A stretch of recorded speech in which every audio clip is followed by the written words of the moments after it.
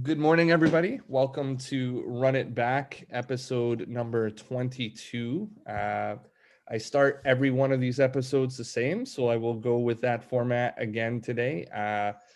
Basically, Run It Back takes previous games that have happened and we run it back, so to speak, just talking about things that we liked, things that we didn't like, what we would change, what worked, etc. And I guess I didn't introduce myself. I'm your host, Menelik Fernandez, the interim at Fleming College. And then obviously I always like to start by giving a big thanks to the Rising Coaches Network. Because of them, I've been able to get through a lot of this quarantine and still be involved in basketball, but also just a fantastic website to be able to meet and interact with other coaches who like to share the game and want to get better. So obviously I highly recommend joining their website. Largest coaching tree in basketball is their claim. Today on Run It Back, we are going to discuss Great Lakes Christian College versus Grace Christian College. We're talking about their February 29th, the leap year game from this season, from this past season, 2020.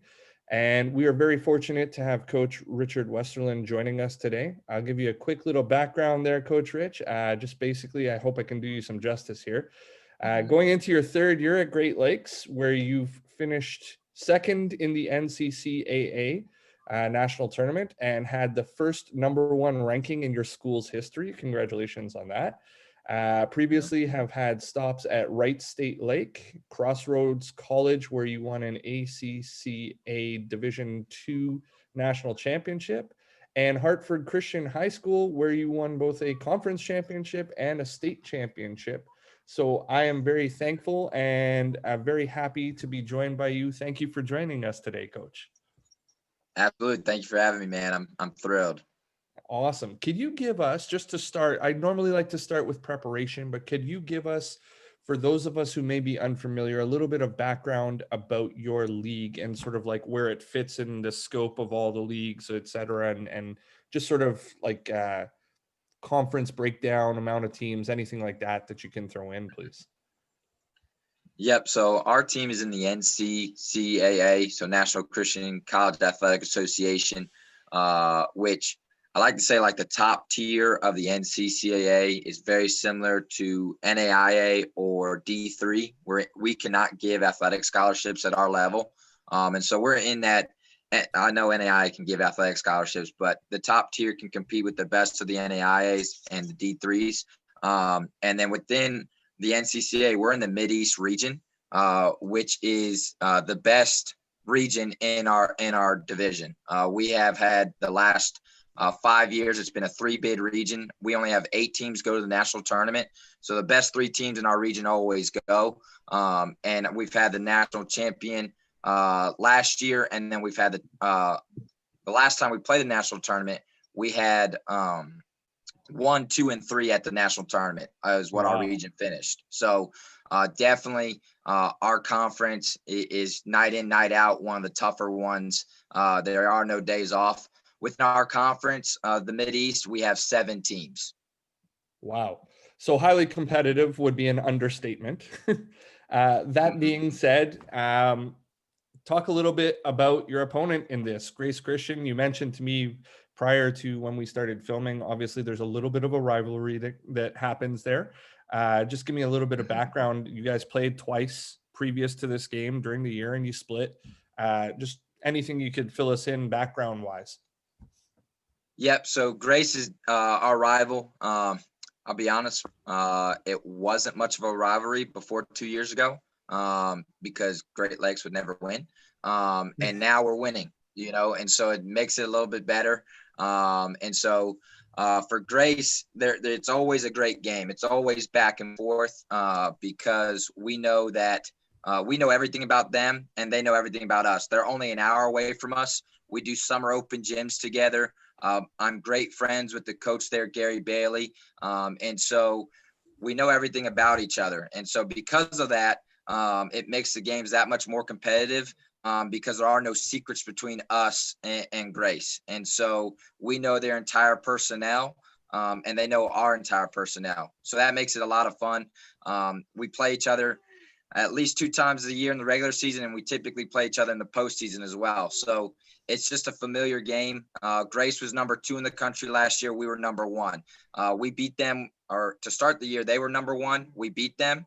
We leapt over them in the rankings. And then when we were number 1, the final game of the regular season, they beat us to move back into number 1, and we dropped to number 2. And so it's funny how that works. It's just been a back and forth the entire time with Grace. Amazing. Thank you for the background. So now let's talk a little bit about planning for this game. I mean, what's the process for you? How many games out are you watching?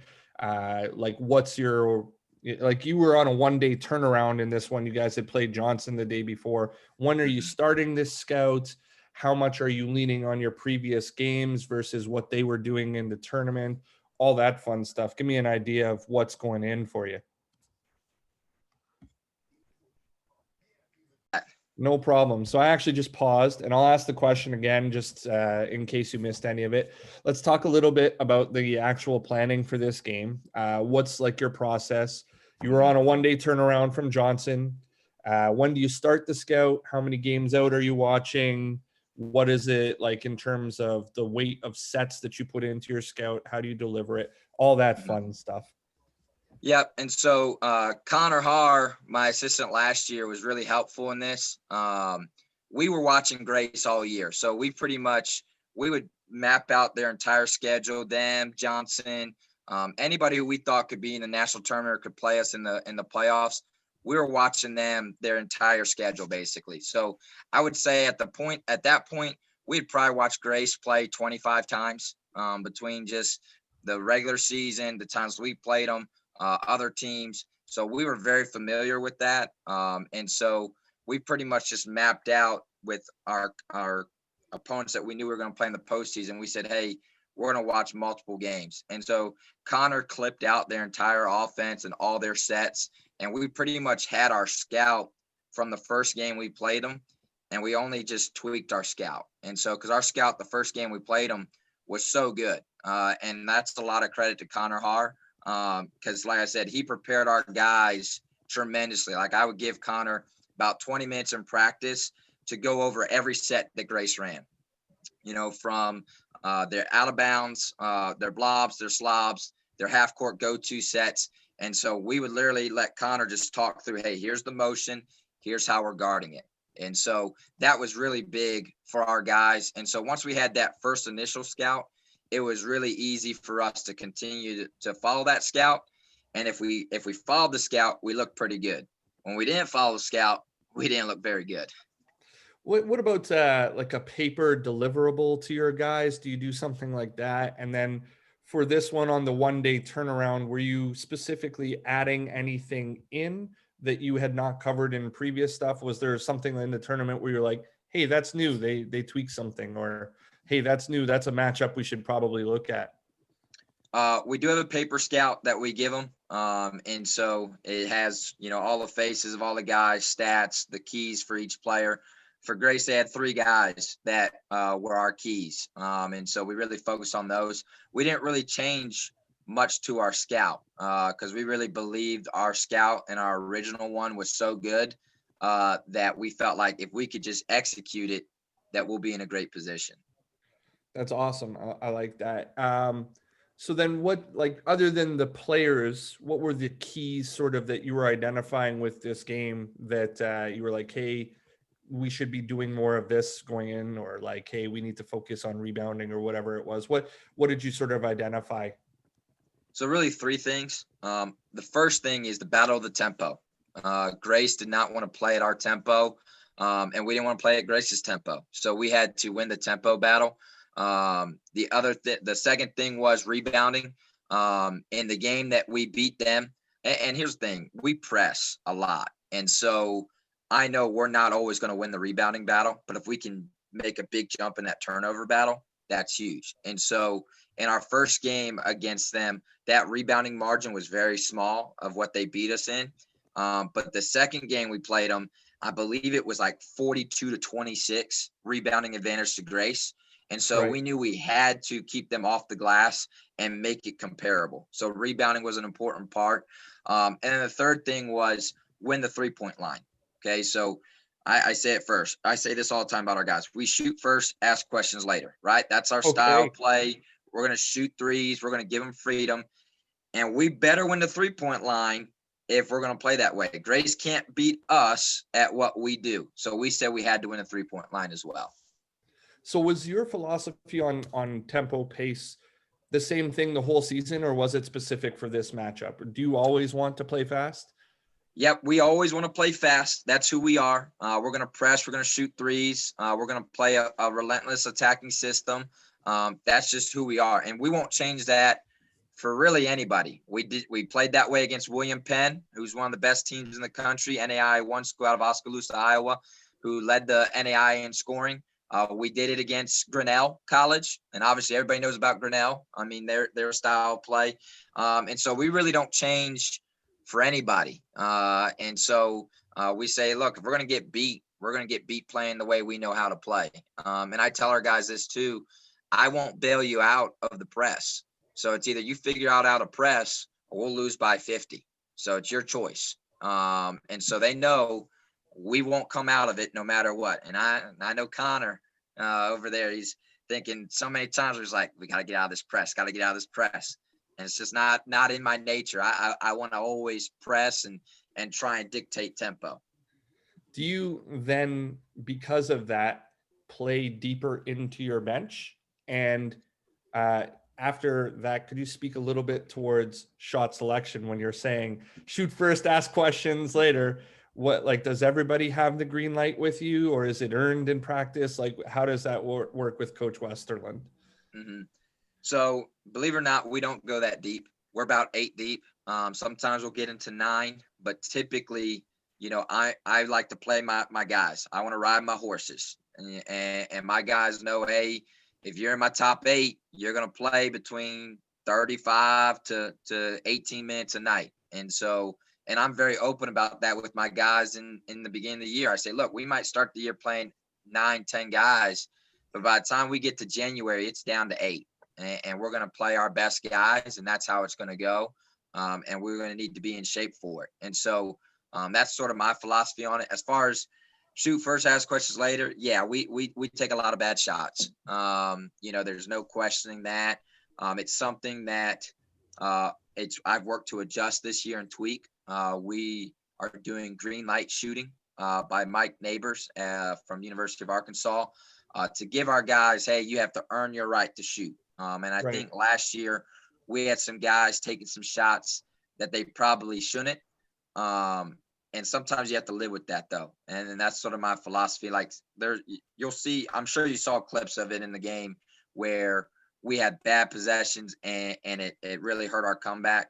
And we had to talk through those things because we knew with Grace, every possession matters. Like there's some teams that we knew our talent because last year's team's talent was better than anybody that we played, right? We had the most talent that anybody had, right? But our execution wasn't always there. And while Grace didn't have nearly as much talent as we did, they were far better at execution than we were. And that's how they beat us those times, was because they were able to execute at a higher level than we were. And so for us, our shot selection wasn't always great. And that's something that we had to continue to talk to our guys about. Could you give us just a little bit of background on the green light shooting for those of us who wouldn't be familiar with that, please? Mm-hmm. So green light shooting, Mike Neighbors has a series of drills, and I'll be willing to email the drills to anybody. If you want to just get a hold of me on my social media, it's Coach R West, and my email is rwesterlund, WESTERLUND at glcc.edu. And I'll repeat that again. But if you guys want that, I can send that to you.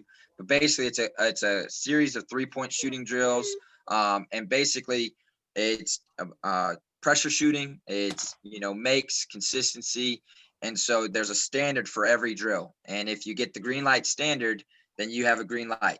Well, I've broken it down to where it's red light, yellow light, green light. So yellow light means you can shoot, catch and shoot threes. And that's Right. really what I want my guys to do, shoot, catch and shoot. Green light means you get to shoot off the dribble, get to shoot with some range, get to shoot. You don't need a heat check to shoot a three. And then red light means we don't want you shooting at all. I say a red light gets 1 3 a game. If you miss, you don't shoot anymore. If you shoot again, then you're coming right to the bench. And that's had a lot of success. We've had some scrimmages this year, and I'm getting the right guys who I want to shoot the ball, shooting the ball. So it seems to be really paying off, and it's teaching guys, hey, if you want to shoot, get in the gym and work on your game. Yeah, no, I love it, Coach. I actually, I've stolen a shooting ladder from other coaches, and I have similar philosophies. Like, I'm of the viewpoint that basketball is not an equal opportunity sport. Like, if you can't shoot the ball, you shouldn't be shooting the ball. And, some coaches that come on here have varying opinions of that. And, level can dictate that. Like, if you're working with all pros, then yeah, maybe that's a little bit different, so to speak. But I really share the same philosophy as you on this matter, I think. That being said, playing fast, pressing, sometimes being able to live with bad shots, etc. Are you more comfortable playing with wider margins in score variance? Like, you mentioned your team's ability. Do you then just sort of, hey, we're down 15, that's okay, we'll be able to make that up? Do you have that sort of to fall back on? Yes. So with our style, we know that, we're 6-0 run away from making something happen. And for us, that's 2 shots, right? And so we are very comfortable. I don't like being this comfortable being down that big all the time, but we're very comfortable being down 12, 15, 18 points. I remember we were down in January against a team called Voorhees College. We were down 33 with, I think, 16 minutes to go. With 6 minutes to go, it was a 4-point game. And so we know with our style that there's going to be variance. We're going to come back. There's going to be runs. And so we don't ever believe we're out of a game. And I think that that's the beautiful thing about our team is we genuinely believe we can overcome any deficit. And so, but we know that there's certain things we have to do in order to come back. And a lot of that's predicated on our defense. I say our defense is our offense. So can we get a couple of live ball turnovers? If we can get 2 live ball turnovers, we can make something happen quick. And so, once we see a transition 3 go in, it's almost like the floodgates start opening and we feel like we can start hitting more threes and more threes and more threes. And so I always tell the guys, whether we're down 18 or 12 or whatever we're down, hey, we're a 6-0 run away from making something happen. Give me a 6-0 run right here. Right. And the guys know that's 2 stops, 2 offensive possessions. And we're breaking it down into small parts where we don't think that 18-point lead is that big anymore. We now think it's just 2 stops, 2 threes, and we'll do it again and again and again. I love it. So you actually create like little games within the game, right? Like, hey, let's win this stop, score, stop sequence, and we'll be quite a bit ahead of where we thought we were. A couple things just from what you said there that led me to some thoughts. I was just making some notes. First off, shout out to Coach Cabral Huff, who just took over at Voorhees. So I just want to say what's up to Coach Huff. And then just moving on, what's sort of your philosophy on offensive rebounding? I would assume it's a more aggressive one given the style of play that I've seen so far from what you've mentioned. Yeah, so we really want our guys to get on the glass. I'll be honest, last year, I don't think we emphasized it enough with our group. And so, we would say, hey, we want to get on the glass. We want to get on the glass because we knew I'll tell you what, we're not the only team that doesn't box out. I know that for a fact, right? There's a lot of teams that don't really box out. And so we could have made a better job, done a better job on the offensive glass. And I would challenge our big man, Evan Anderson, say, hey, you're not going to get a shot. We're not going to run a play for you. You've got to create your offense. Ball finds energy. You run the floor. You go get on the glass. That's how you get your points, right? Otherwise, you're not touching the ball, right? So ball finds energy. And so when Evan was on the offensive glass, and we also had another kid, Jalen Huff, who was a tremendous rebounder. When he was on the offensive glass, it made us a whole heck of a lot better. But we didn't emphasize that nearly enough. This year, it's been something that we've really emphasized in practice where every offensive rebound's a point. So no matter how many, whatever drill we're in, whether it's, cutthroat, we're only rewarding the defense, or, It's a transition drill. Any offensive rebound is +1 in our practices, and that's got our guys crashing the way we want, and so we can create more offensive possessions that way. Love it, Coach. Just so you know, I'm going to put your contact info that you mentioned in the YouTube playback link, just so anybody who wants to reach out to you can. But I'm also going to send you some stuff that I've come across that I think you'll really enjoy, that both with the offensive rebounding and with the shooting games. I think you'll like both of them. So please remind me at a later date, just in case I forget. I have a question about trying to create steals and just like how you specifically marker that. Like, do you have a target number that you're going for based upon how hard you're pressing, or are you pressing to get later in the shot clock? Like, are you trying for the steals and deflections? And if yes, what is the amount that is your goal?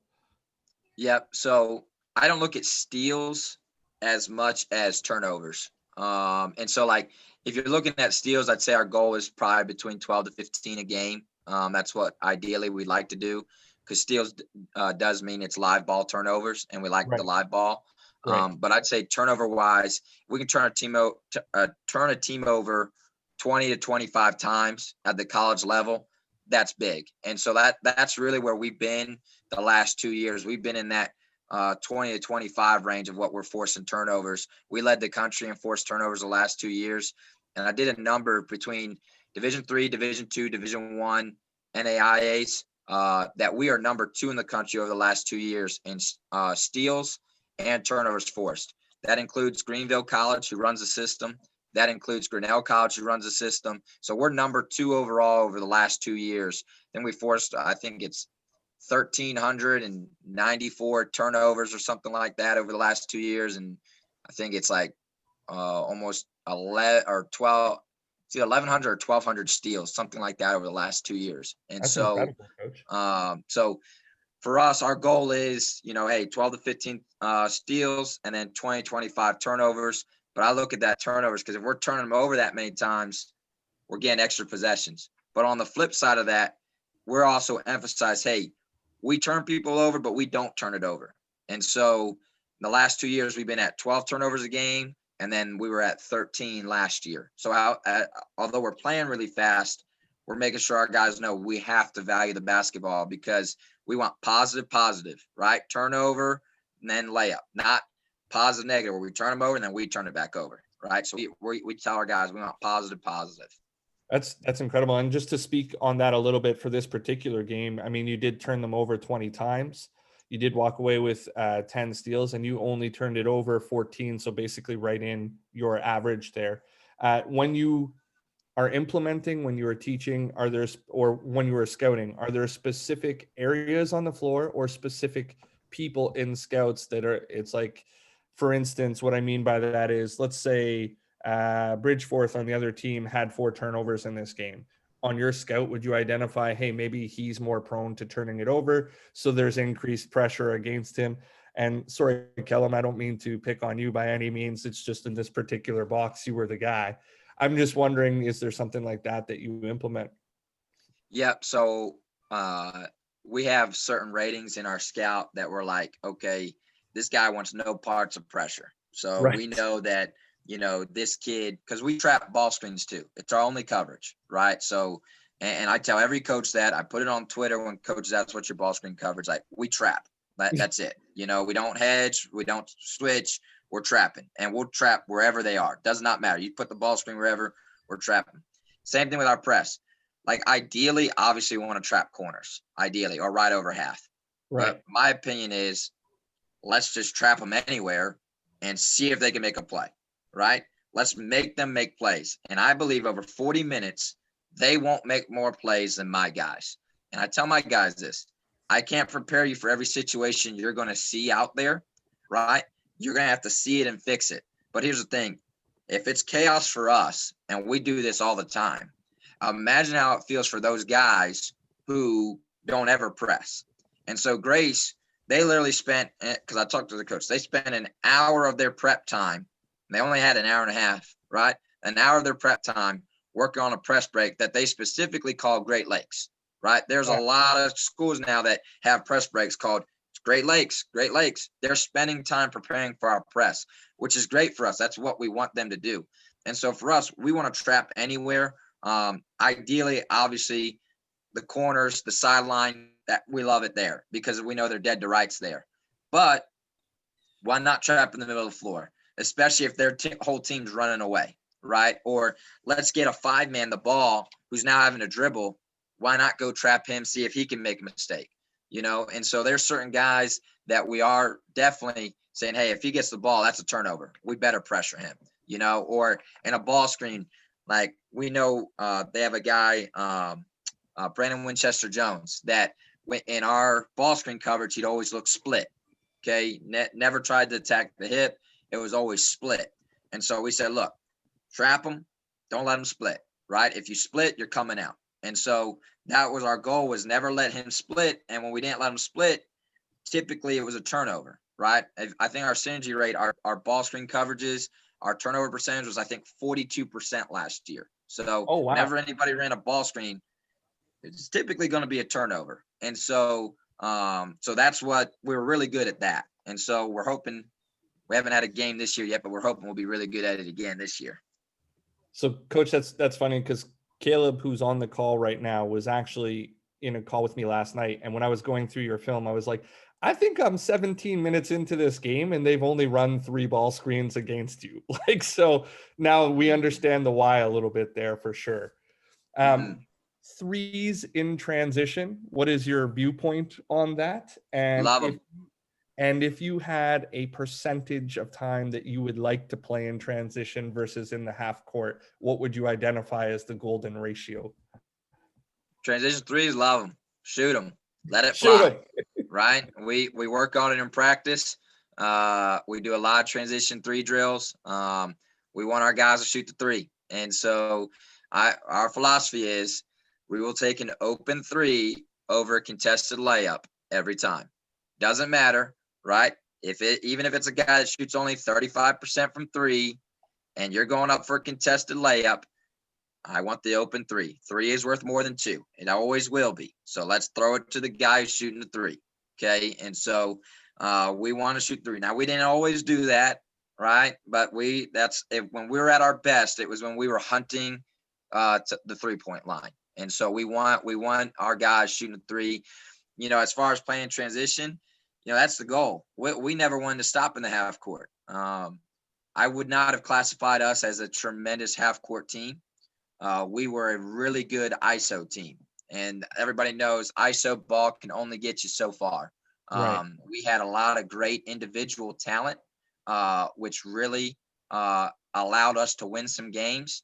But I would not say that we were a tremendous half court team. We had to change our identity a little bit in the half court. We were running a lot of shuffle and Princeton stuff early. And our guys, we just didn't feel like we're getting the concepts as well. So we switched to more of a spread ball screen late in the year, which we found to be a little bit more advantageous to our personnel.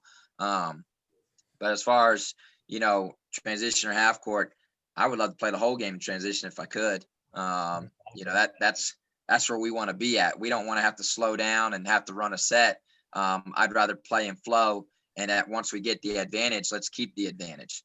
Right. I see Connor smiling. He's definitely heard it a time or two in practice before, for sure.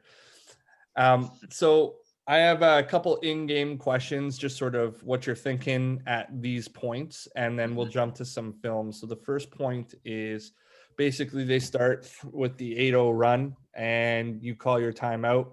What are you saying to your guys? What's of value? How are you calming them down? All that fun stuff. Well, I didn't want to get out of hand quick. And, to be honest, we expended a lot of energy against Welch College in our first round game. Right. We weren't supposed to. We had beat them by, I think, 40 and 30 in the regular season. And then we had to beat them by 1 on a buzzer beater at their place. They were the host school. And so the fact that we had to expend, and we were down, I think, 16 with 6 minutes to go against them. So we had to come back against them too. So we spent a whole heck of a lot more energy than we expected. I was hoping we'd play our bench in that game. Nope. Starters played, 38 minutes. Right. And then we expended a ton of energy against Johnson, down 25 at the half, had to come all the way back, right? And so it just looked like we were shell shocked in that first 8-0 run. And so it's just like, hey, can we wake up? Can we execute the scout? Because we're repeating what we did the last time we lost to Grace, and that was not executing our scout. And so it's really just reminding them, hey, we're here. We got to do and dominate the details, right? Dominate the details. Let's execute the scout. So what particular details stood out to you at that point, if you don't mind me asking? What were you saying, like, not really doing that very well? Guarding their three guys, Adam Craigle, Austin Jackson, and Brandon Winchester Jones. Those were their three guys. And so, with Austin, he was a load down the post. We wanted to 3-quarter front that, never wanted to play behind him, because if we played behind him, we had no chance. And so that was a big thing, not allowing Craigle to get open for three, because his 3-pointers were dangerous for us. And I believe he hit 2 early against us in that 8-0 run. And so I was pissed, because it's like, he's really their only guy who hits threes consistently. The rest of them, they might hit one here and there, but literally the only guy who could hit a 3 for them, like when they called it, was Adam. And so it's like, why are we leaving him? And so, getting on them about that was huge. For sure. So next point in the game is halftime. You're down 2. There's been some runs. There's a lot of fighting back and forth. And you were down a substantial amount for a period, and then you've managed to pull it within 2. What, first of all, are you looking at on the box score? What's of importance to you? And then what are you implementing as change at that point in the game? So first thing I look at is assists. Are we passing the ball? And we actually track how many passes we do in a game. And so our goal is we want 320 passes. Okay. And so we know if we're passing the ball and we're sharing the ball, it probably means we're doing a good job, right? It probably means we're getting the offense we want. But I'm looking at the total box score. We had 5 assists for the total game. So I'm guessing we probably had 2 at the half, right? So 2 assists on probably, I think, 6 or 12, 14 field goals. Not good. We don't like that number. And so I looked at that. The next thing I look at is how many times did we turn it over? And how many times did we turn over Grace? Okay. And then I look at the 3-point line. Who's winning the 3-point line? And so those are all things we were looking at. But at halftime, I'm telling my guys, hey, we played about as bad as we could, and we're only down 2. I'm feeling pretty good about it, right? We feel really good that we didn't play very well. We're not playing to the level that we know we can. And the fact that we're only down 2, we're right where we want them. Okay. And so we need to adjust this, but it was staying positive, making sure they knew, hey, we're fine. This is exactly where we want them to be at, to be in the game, even though we probably played our C stuff, not our A or B stuff. Like we're doing okay. Right. The passing number that you came up with, I actually was at a school where we wanted to pass 360 times, and we did live stat that. Do you guys track that on the side? And if you do you only count front court passes, or do you count every pass? Every pass. And so we also count ball reversals in that too, right? Because we want to see the ball reversals or paint touches. So we count passes, ball reversals, paint touches. With Connor, I had him track, our defensive stuff, closeouts, and different things like that. And so, but the passes, I got that from Steve Kerr with the Warriors, and it made me want to track that. And it was just a good benchmark for us to say, okay, hey, if we're moving the ball, it means we're not playing ISO ball. And if we're not moving the ball, we're playing ISO ball. And as much as our guys individually, talent-wise, were great, and I would love to have my guys in a late game situation where they can hit a shot, right? Over the course of the game, especially against a good team that has good defense, ISO ball is not going to work consistently. And so that's what we were talking to our guys at halftime about was We've got to move the ball. We got to share the ball. We got to trust each other. It's really interesting. When I was at York University, I actually was put into doing a study based on that, where it's like if you charted every possession and the number of passes in every possession, there was this number, and I think it was like between 3 and 4 in the half court, like in the front court, where you're in your optimal range in terms of like field goal percentage and scoring and all that. And when you started to go beyond that, it would drop off. And if you were before that, it was really low comparatively. So it was really intriguing to see that like the numbers really do sort of support that there's X amount of passes in the half court that really lead to a better possession. Mm-hmm. That being said, when you're in this one, you're going into half, you say that, hey, we're pretty good. Did you want to go to any specific sets or any specific matchups for the second half to take advantage of? So set wise, we had a Ricky set that we loved. We ran it, I don't know, probably 5-6 times a game. Cause we had, three elite shooters. We had 3 guys shooting over 42% from 3. And it wasn't like it was a small sample size either. Right. And so, we always wanted to either do a Ricky set or a smash set. So those were 2 of our go-tos. Smash was us just having our shooter set that back screen for the post, getting the post up. And a lot of times they would always guard the post coming down, or else it'd be a layup, which then would open up our best shooter as a screen from the screener spot. He'd pop up and be able to hit the 3. And so we wanted to use that a little bit. Matchup wise, they had a kid named Jerome Cobb off the bench that really stepped up. And we said, hey, we can't allow this kid to score, 10 points against us in a half. I mean, and all of his points were stinking layups. Not one jump shot was taken. And so, we said, hey, we can't allow this guy to get to our rim. We got to make him a jump shooter, right? We called him a rondo, right? Like sag off, make him beat us with his jump shot. If he beat us with his jump shot, tip your cap, right? But he was getting to the rim and uncontested at the rim. And so, matchup wise, we said we really had to limit that into the second half. Awesome. Love it. I'm going to jump into a bit of film.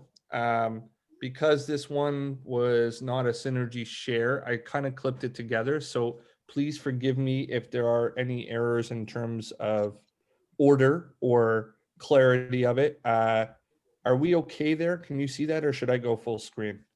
Yep, I can see that. Awesome. And then basically, just pretty much, what do you see? Do you like, what don't you like? How could it improve? Give us some of the details from your perspective, if you don't mind, please. Mm-hmm. So Okay. First one is just a what do you see clip. It's an early set in the game when it's 8-0 for them. Yep. So this is our chess series out of we got this from Michigan State. I actually really like that. I think that if you can rewind it a little bit, we did a good job moving it to side, and from here, and we backdoor Huff, number 5. He's going to backdoor, not going to be open. We get the ball screen where we want it, and Jay Quinn's going to do a good job getting downhill. What I would have liked to see is Isaiah Reed on this wing right here. I would like to see him rise a little bit into the slot region, not that deep wing, to give Jay Quinn a better look there. Pull the help a bit, sure. What do we got next here? Well, that number 1 on the other team, Austin Jackson, he is a handful. Yep, he was our National Player of the Year.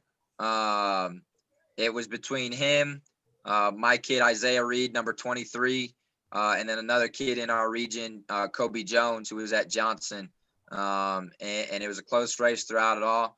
But Austin finished the season so strong. I mean, he had in our game at their place, he scored 32 points on 15 to 16 shooting, and I think he had 12 rebounds. I mean, dude was a monster. And so, and we just really struggled to contain him the way we wanted to, and that was a big difference in the game.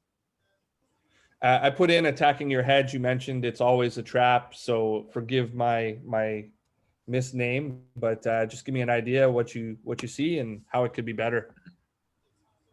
Yep. And so Trent right there, number 22, he allowed himself to get screened. He's got to go over top and chase that to complete that trap. You can see he gets caught on Austin because he's trying to go under, right? Right. We need him to go over to apply that pressure because he got stuck underneath. It gives Kellum, number 13, a better passing angle. 5 is in a good tag spot. But again, it starts with Trent because Trent didn't get over the top to complete the trap. It gives Kellum a better angle to be able to make that pass.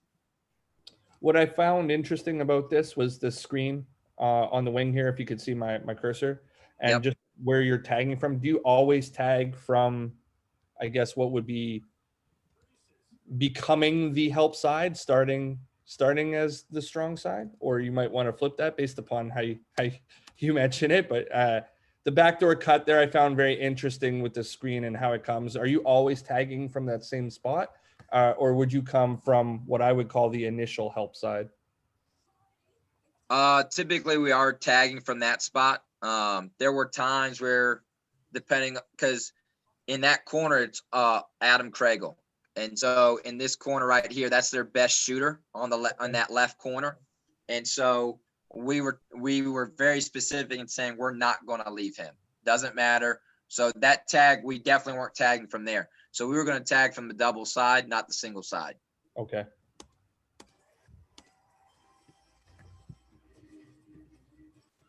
Next one in here. So this is, I think, one of the earliest times you put your press in, and I think they actually went through it pretty quickly. Oh, I was pissed here, right? So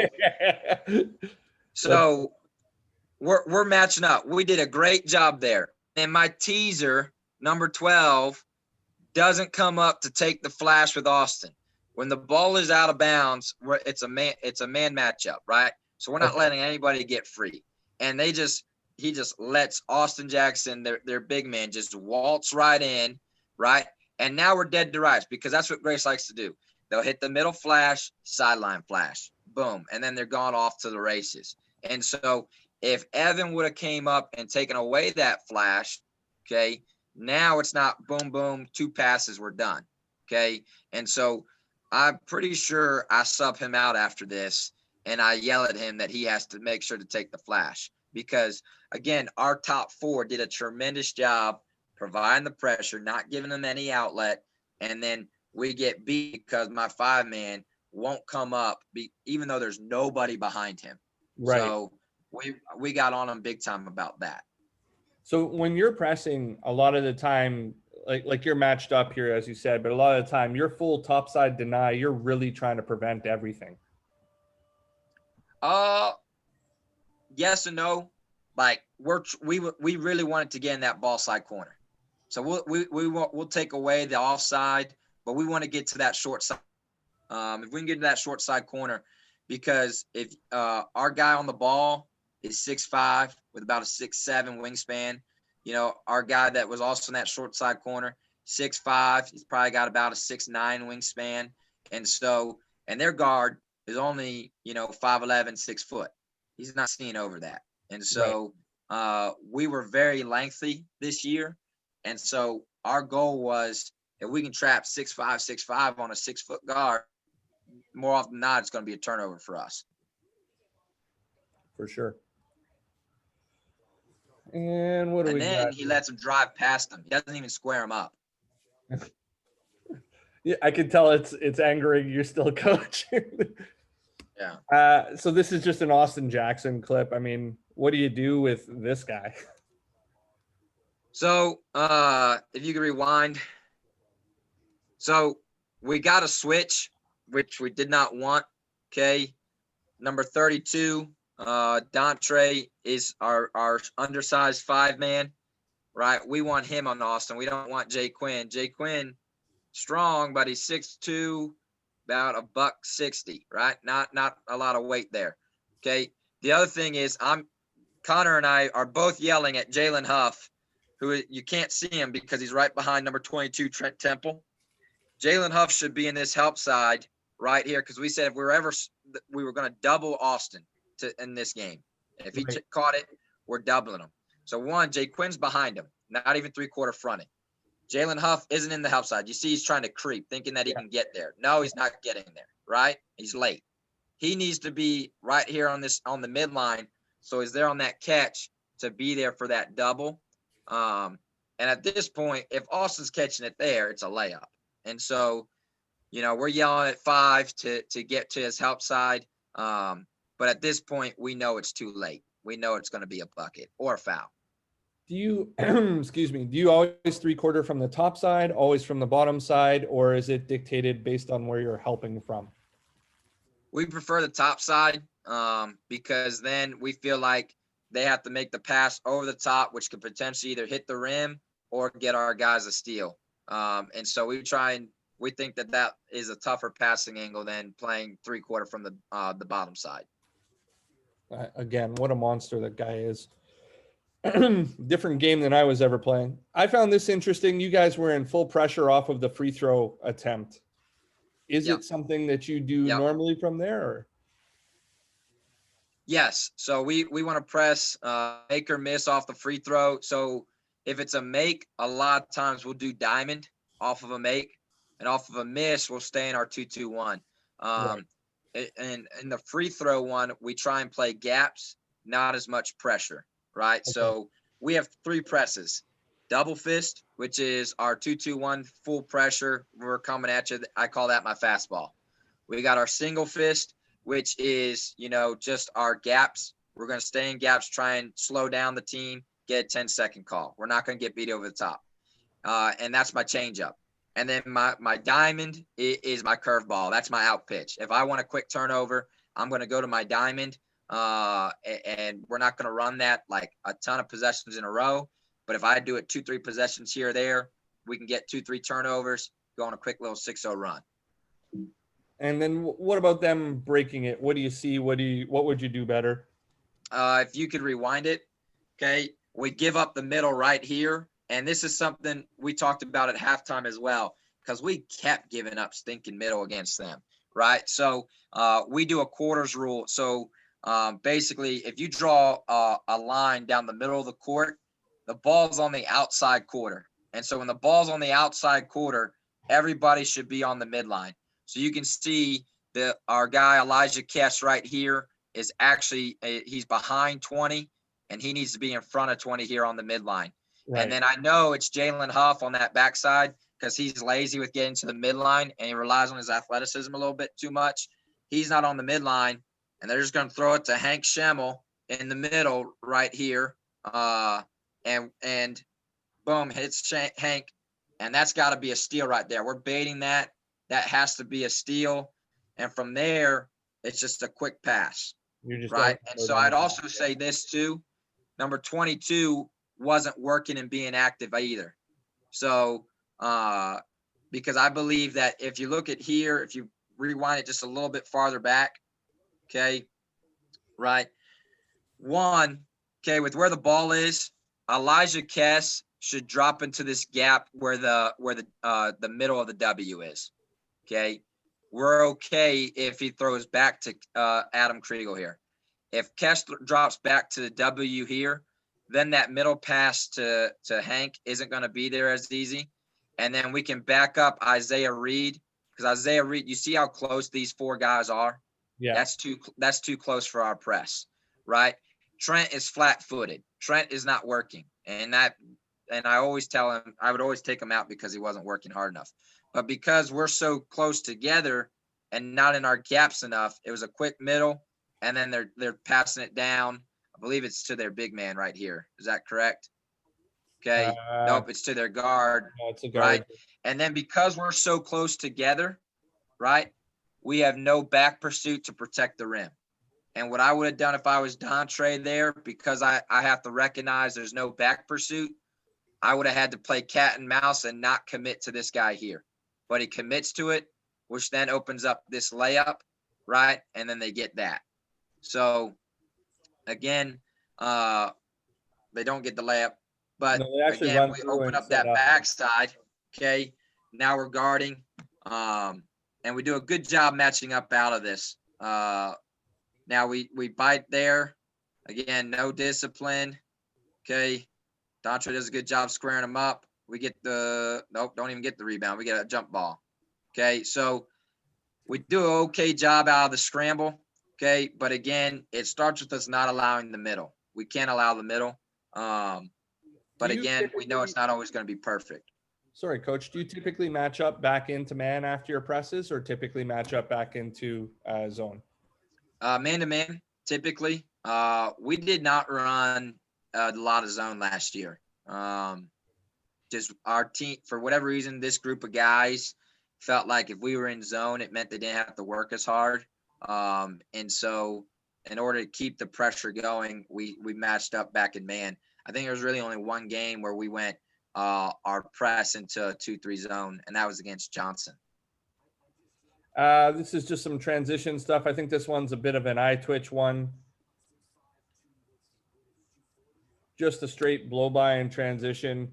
Are you yelling and screaming? How are you fixing it? What's going through your mind on something like that? So that's Jerome Cobb. That's a rondo, right? So we are totally fine backing off and making sure that, one, he shoots, right? We don't want him getting to the rim.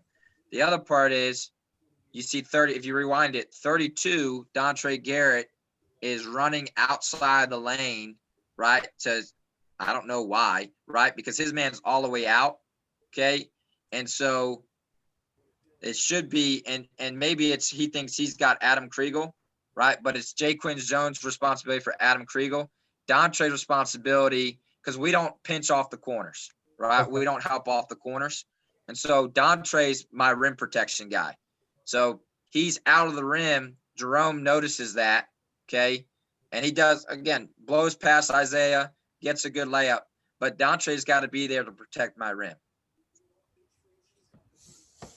So it's a matter of where the help is coming from and a little bit less of the guard your yard type deal on that one. Correct. Just one of their sets in the half court. I was wondering if this actually ended up making your scout and how you wanted to play it. Yes, this was one of their sets that we knew. A lot of times they would run that for Austin, and get him in the post. I actually thought we guarded that solid. The kid hits a jump shot, which was like 1 out of 50. He doesn't really hit jump shots that often.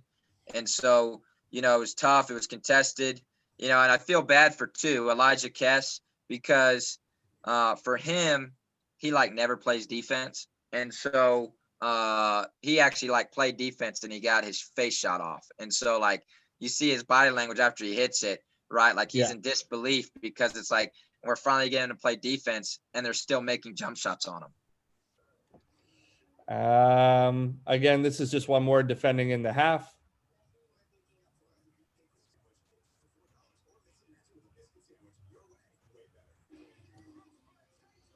Jalen Huff gets lost. You rewind it, right? So Grace does a good job at slipping and cutting. And so we always said, hey, our off-ball defense has to be a whole heck of a lot better than our on-ball defense. And so we switch there, okay? Trent takes there, right? And Huff follows rather than staying with the switch, okay? And then if you look at Jay Quinn on this backside, Jay Quinn is hugging a non-shooter instead of moving while the ball's in the air, which then leaves this open lane. So we had a miscommunication with the flare switch, right? Because with this group, we have 5 guards. And so in this group, 5 guards, we switch any off-ball screen, okay? So they miscommunicate the screen, and then Jay Quinn doesn't move in to help off the pass, which then this is just easy. I mean, that's an easy pass, easy layup. Right.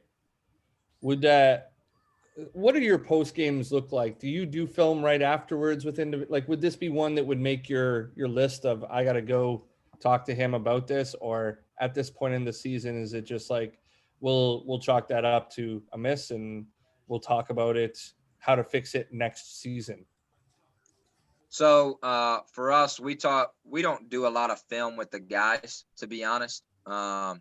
Connor was our film guy. I mean, he watched a ton of film. I also watched some film too. But Connor and I would talk about where we'd be weak at and what we would need to adjust in practice. And then if certain guys wanted to watch certain clips, we would always welcome them to come talk to us, and we clip out things for them to watch. Right. But, just with, the schedule, very rarely did we, sit down and dedicate an hour to film with our guys. We would more or less spend that time in the practice floor talking about the adjustments we had to do. And after this game, we worked a ton of our off-ball defense in practice and making sure that we'd be better prepared because we got an at-large bid to the national tournament after this, and the team we were going to play, Faith Baptist, was a team that really moved well off the ball. Awesome. Passing from the post stuff here, just let me know what you see and how you would play it differently. So we're okay with this matchup right there. With Jay Quinn on Adam. If you could rewind it, please. And then if you look at Jalen Huff, right? If you look at him, he's got terrible defensive position. That's number 5, right? So he's not seeing the ball, not seeing his man. And this is what Grace does, right? They do a great job. I think they're one of the best in the country at it. But like they make you pay when you're ball watching. And so we're ball watching. It's just for a half second, right? And then Keontae, number 5 on Grace, just basket cuts. So if we keep it going, right? Callum cuts through. Kess is doing his deny, doing a good job. Jalen realizes, oh, shoot, my guy's cutting. And we're done, right? So it starts with our ball watching there. And like Jalen, like you can see, like he almost recovered to that, even though he was 2 seconds late. Like That's just exactly a tremendous athlete. Almost got that. Yeah, like he's a tremendous athlete. But like that was sort of our downfall because we were such an athletic team and we're so long that sometimes our guys felt like, because against 85% of the teams we played, we were able to recover and win and pin that. But against a good team, right, we'd be hurt on it. And so those bad habits were shown here, and this is Grace building their lead on us. Coach, I had asked you for the hour. I want to be super respectful of your time. Are you good for maybe like 2 or 3 more clips just before we get out of here? Absolutely. Awesome. Appreciate you. Thank you. This is them hedging you and sort of turned into a switch, I suppose. Looks like a veer there. Did you prepare for their hedge, and what are sort of your teaching points against it? We did prepare for their hedge. So inside scoop on number 2, he never passes out of the ball screen. He took every ball screen. I think he passed one time out of it. And so we knew he was shooting that. It's not the shot we wanted. What I would have preferred to see him do is attack that hip even more. He pulls up immediately off that first dribble. I would have liked to see him attack that hip on Kriegel because he can't really defend there. And if he keeps going, right, it's going to engage Isaiah's help man, Keontae, Right. and Isaiah Reed, who's a 45% three-point shooter, would have had an open 3. But instead he comes back into space that's already taken, and there are no gaps here, right? This isn't a good gap. He could potentially early go to Trent Temple, number 22, because Callum is pinched in. But instead he's taking this shot, which was not a great shot. And that's one of those things that we're living with. But again, like we knew when ball screens happened, he was shooting it more often than not. And so wasn't something we enjoyed, but he was a guy that shot 45% from 3, and he was, I think, 46% from the floor. But again, that was not the look that we wanted. We would have rather to see him attack that hip more. So can you speak a little bit briefly in terms of keeping their confidence versus allowing that, like when it's a shot that you've identified as not one that you want, how do you disseminate that to them? Are you like, hey, that's just not it? Or, like, hey, keep shooting, but maybe choose, like, how do you convey it to your guy is what I'm trying to ask in a roundabout way? Usually the first thing I say is that ain't it. I yell to him, that ain't it. Or, hey, we can get better. Kess at this point was really struggling. I think over his last 3 games, he was like 6 of 33. Right. And so he was in a slump. And so, I think we take him out shortly after this, and I'm telling him, hey, establish your rhythm with something open, with a catch and shoot, not off the dribble. And so a lot of times, if guys are wanting to shoot those off the dribble shots, and typically they can make them, but they haven't established their rhythm yet, I'm asking them, hey, get a shot in your rhythm before you decide to shoot that tough contested shot, because when he's in rhythm and he's locked in, that shot goes in. Against Grace at Little Caesars Arena in the first game, he went 10 of 12 from the floor, and I think he was 9 of 11 from 3 or something like that. And he had 35 points, so he was hitting everything, but he established his rhythm first. Here, I think that's one of his first or second shots of the game. He hasn't gotten his rhythm, and so he's not seeing the ball go through. So I knew it was going to be probably a tough day for him based off of that shot. This was just an action I like. Want to hear your point of view on it? Mm-hmm. So this is our shuffle. That's our smash set that we run. So in that's shuffle. So we get that reversal. We bring in our 23 off that screen. Okay. And then he's setting this back screen right here. So he's coming off, right? They're going to chase. Okay. Then we're reversing it. So we call this rev smash, right? And so we get this ball reversal, right? And so he's thinking switch, right? He has to rim protect here. If not, okay, Isaiah's going to be wide open here. And really, Zay would have been wide open there if we would have went to that, okay? Trent makes a good pass, and Dontre, see, with Dontre, he's a guy that, although he's only 6'1", he has great footwork and very comfortable down the paint. And at this point, we know Dontre is going to make this, right? Or we feel like he's going to make it because he's that deep in the paint. He doesn't really miss those that often. So I believe he makes this. And this is when we started stringing a couple of good offensive possessions in a row.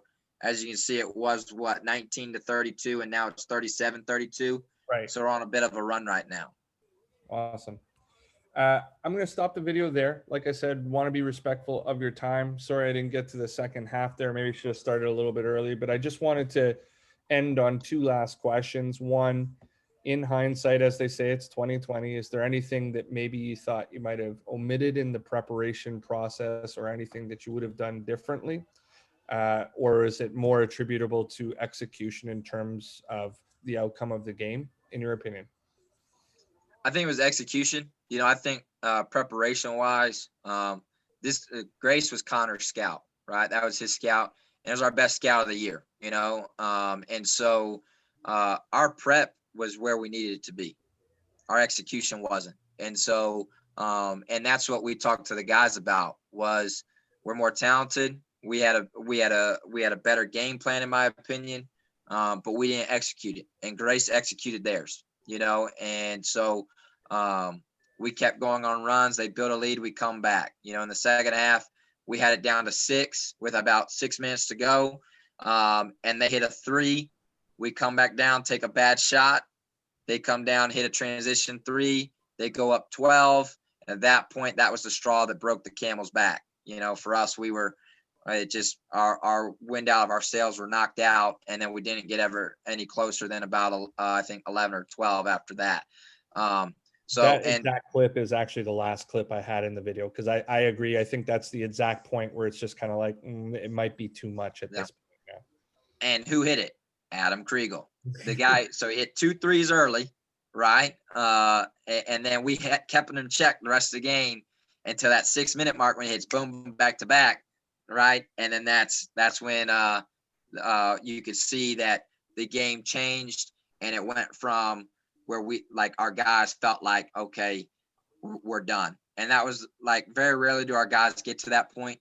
But I think all those minutes that we played in that weekend, like Isaiah Reed, he played 78 minutes before that game, and then he played another 38. You know what I mean? And so that amount of minutes, 3 games, 3 days, the legs just started to feel it. Like I think the adrenaline of everything just dropped, and the guys started to feel that fatigue, and we couldn't get any closer. And so, but I would look at it as an execution thing.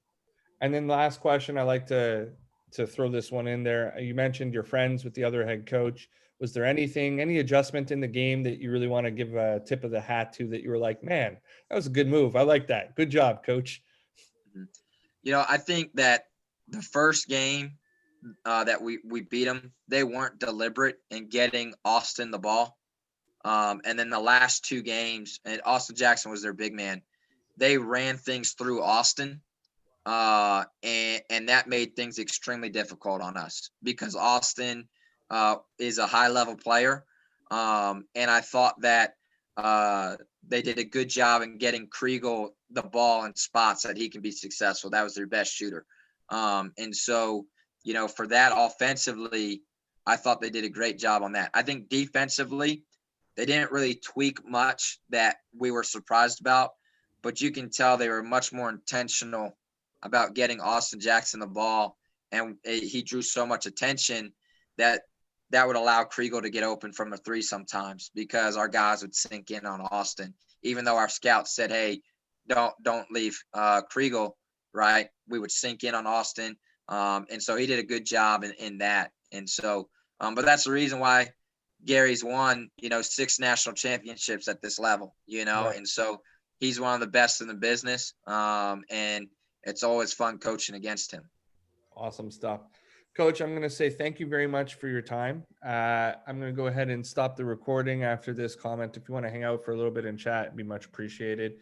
Mhm. For anybody who's watching the replay, I'm going to put Coach Westerlund's info in the YouTube comment section. Please do reach out to him for the drills that he mentioned during this recording. And then also just like a big thank you for your time. I appreciate anybody who would take the time out of their Friday to spend it with me and run back a game.